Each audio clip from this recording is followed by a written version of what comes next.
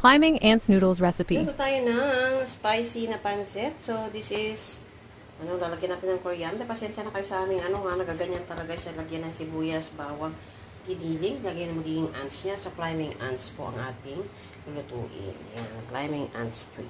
Yan. Samahan nyo na akong magluluto, guys. So, yung ating bawang. Yan. Baywang muna. Oh, yes. Paano natin ng konti? Giniling. Ano kasi neko? So, timpla ko na, marinate ko ng soyo, yung ating, ating paminta at ng pichuli. Lagay ko na yung nor dito.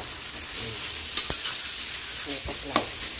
Ito yung magsisilbing ants ng ating climbing ants noodles. So, lalagyan natin sa ito.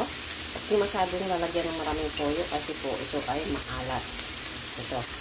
Itong chili na to. So, control muna natin. At imekos-mekos.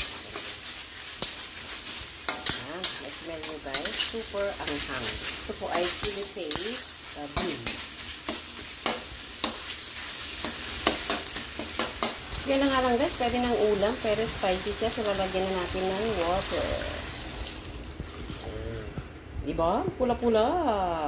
Pakuluin natin. Ang pula-pula. Lagoy. Ayan na. Pakuluin natin. Gagawin natin ng konti yung ating giniling, guys. Ilagay na natin yung ating bihon. Yan. Sagay natin. Mekos-mekos. Hindi ko alam kung kasya ba ito. Tama kaya yung sabaw niya. Yung sili niya. At yung toyo niya. Wala ang toyo. Konti lang kasi yan. So, bigyan ko siya ng konting dark soy sauce, guys. Para gumanda yung kulay. Mikos-mikos lang hanggang tumuyo. Tuyuan. Hanin muna natin ng konti. Tuyuin. Lagyan na natin ito, guys. Yan. O, diba?